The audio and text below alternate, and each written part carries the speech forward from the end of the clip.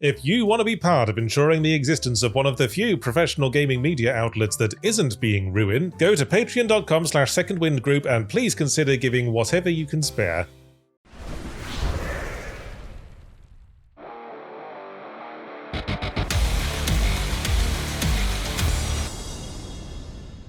Welcome back to Yahtzee Tries, where it's time to have a sex fest with the demos of Steam Next Fest. And what better way to express our anticipation for the coming swathe of Steam releases by starting with a game squarely focused on the sweaty bottom of an unpleasant fat man.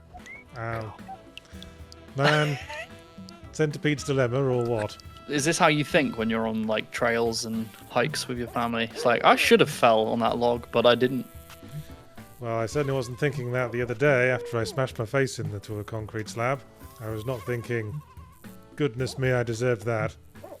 I was thinking, ow, ow, ow, fucking ow. Baby Steps is the new game from, among other people, Bennett Foddy, creator of Quap and Getting Over It, who has apparently based his entire career around awkward traversal games designed to drive you to fits of screaming frustration for the amusement of your stream audience. You got no butt flap though.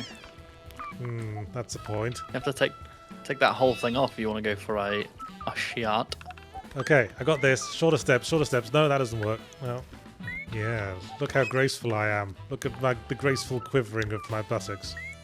Let's never use that phrase again. And that pattern very much continues here. In Baby Steps, we play an overweight fail son who is mysteriously teleported from his anime grotto to an expanse of wild countryside in what looks like New Zealand. And now we have to walk through this terrain using an awkward system of controls wherein we lift either leg with the two shoulder buttons and shift our body weight with the analog stick. Oh god.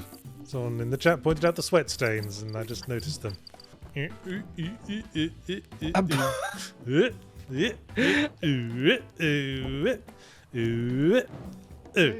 if you need to piss, I don't think drinking more of whatever that is going to help. But of all of Foddy's awkward traversal games, it's probably the least awkward so far. It's actually, dare I say, quite easy to get a rhythm going. A thought which comes back to haunt me when we're called upon to ascend really awkward terrain, but at least falling won't send you back to the start of the game, like in Getting Over It. It kind of seems like the demo's still going, demo. I mean, I don't want to tell you your own business, but this is more demo. I'm trying to enjoy this man's buttocks. Ow, ow, ow, ow, ow. Now we're getting to the bait's coming in. The interesting thing about Baby Steps is that we seem to be going for a full-on narrative, with cutscenes and everything. And in the course of a few short scenes, I'm surprised by how vehemently I detest the protagonist. Perfectly nice people keep coming up and trying to help him or recruit him into some hero's journey or other, and he just fobs them off in the most infuriatingly socially awkward and inarticulate manner imaginable. That guy was offering a tutorial and our guy was just too socially awkward to listen. Man. What an adversity to get over. Oh dear, I can't stop myself sliding. I'm a muddy cunt with a muddy front. You've got like a rock between your crotch. Rock crotch. Yeah. Okay. Circus bound. Yep, guess. Well, yeah, I guess that decides that. Probably a decently realistic depiction of what most of us would be like if we did get isekai'd into magical worlds of adventure. Maybe there's a bit of a there but for the grace of God go I feeling happening, but it's still painful to watch. Do I nevertheless feel the need to get the full game? I suppose. I mean, I do kind of want to see this dude smack his big stupid fat face against as many rocks as possible. Our next game is Mina the Hollower, the new game by the developers of Shovel Knight. Shovel Knight, you'll recall, was an 8-bit themed side-on platformer prominently featuring digging. Mina the Hollower, in contrast, is an 8-bit themed top-down action adventure that also prominently features digging. Tricycle on a bicycle, we certainly seem to have a type, don't we, Yacht Club Games? Oh no! The inevitable prologue shipwreck. Yeah, mash. Oh shit! It's a kraken. Something's in the sea. Stab, stab, stab. Ow. Stab, stab, stab. Stab, stab, stab. Ow. Stab, stab, stab. Mina the Hollower is sort of a Souls-like, with heavy Castlevania vibes, all pushed through the filter of Link's Awakening, where we play an adventurous little mouse, exploring a hostile land in an attempt to save the world from something or other. Evil, corrupting energy that got misused by a society going too far. Probably. But I'm only guessing from what would be the logical conclusion of the initial plot threads presented. I'm awake. La la la la la la la. Stab. Stab. I can turn left at Albuquerque. I beg your pardon? I'm not getting my bone on with a stone. It's interesting to see a Souls-like adjacent game getting away from the usual melee combat system, in that by default you possess neither a dodge roll nor a parry, and have to avoid damage by the traditional method, getting out of the way of it. Slow down, madam, I'm not into kinky stuff. Oh, Oh, we've got ripples extruding over a wall texture. 0 out of 10. Try again next time. I'm still thinking about that hammer, man. That gun hammer. I also think about Hammerman a lot. It was one of my favourite celebrity-based Saturday morning cartoons.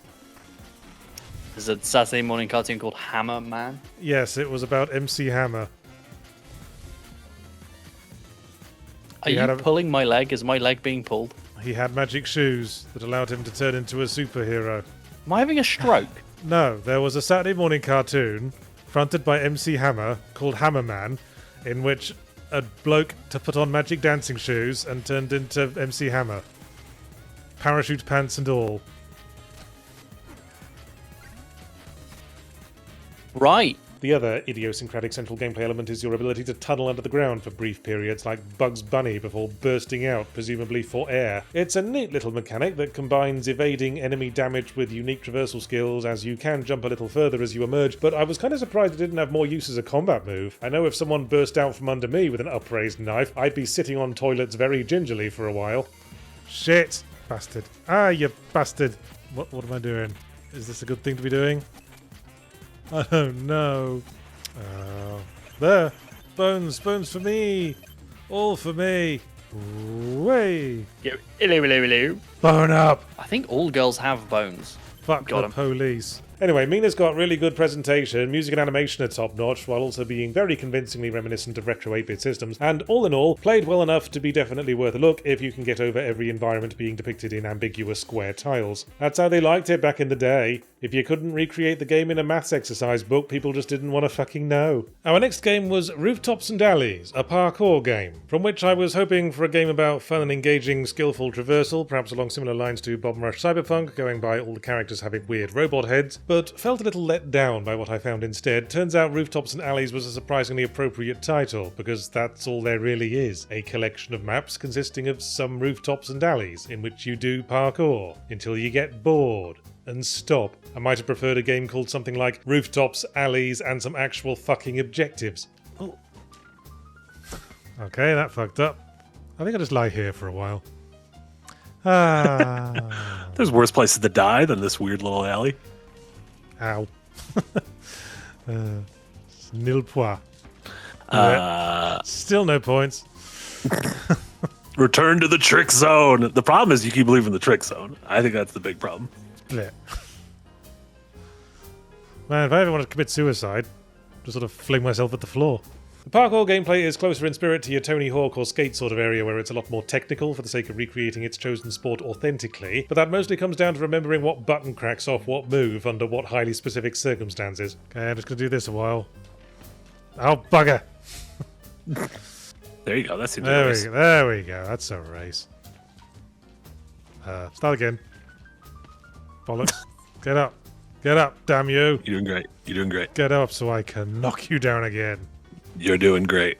It was hard to get a satisfying sequence of moves going because the game was very unforgiving about making me fall on my arse and kill my combo at the slightest error, but for me the state of the parkour gameplay is less important than the fact that there isn't enough incentive to do it. Beautiful. Ow. You did? Shit. No prizes for that. Fuck was that? You're like a fucking GTA character. You get flung out of your car. All you have is a tiny handful of piddly little race and stunt challenges scattered about each map that the interface does very little to draw attention to or make you want to finish. It just feels like pissing about in an empty deathmatch map when no one else showed up. I mean, I would hope this is an improvement on Commodore 64 games.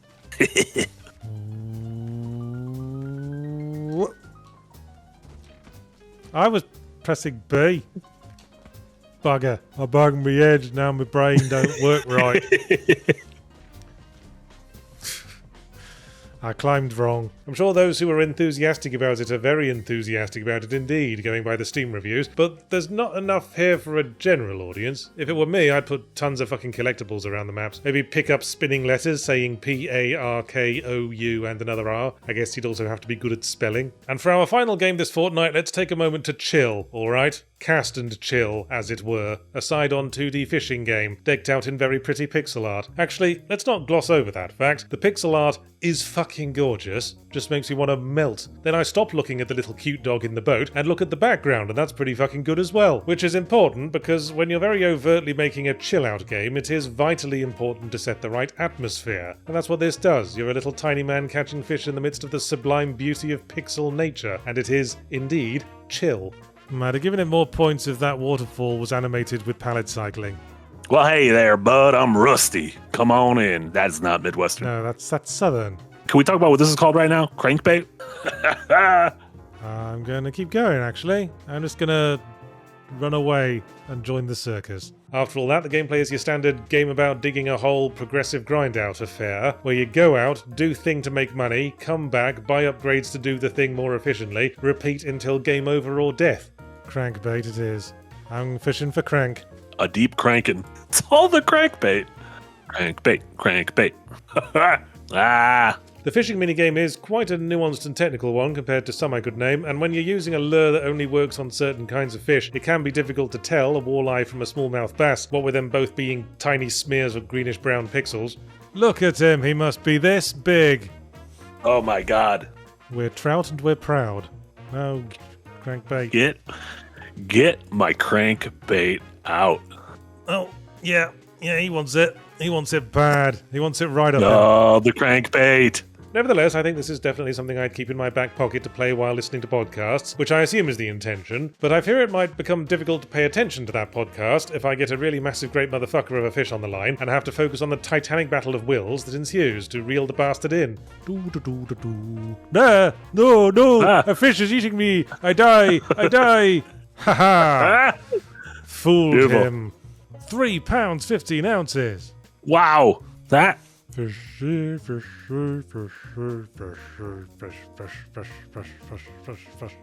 crankbait.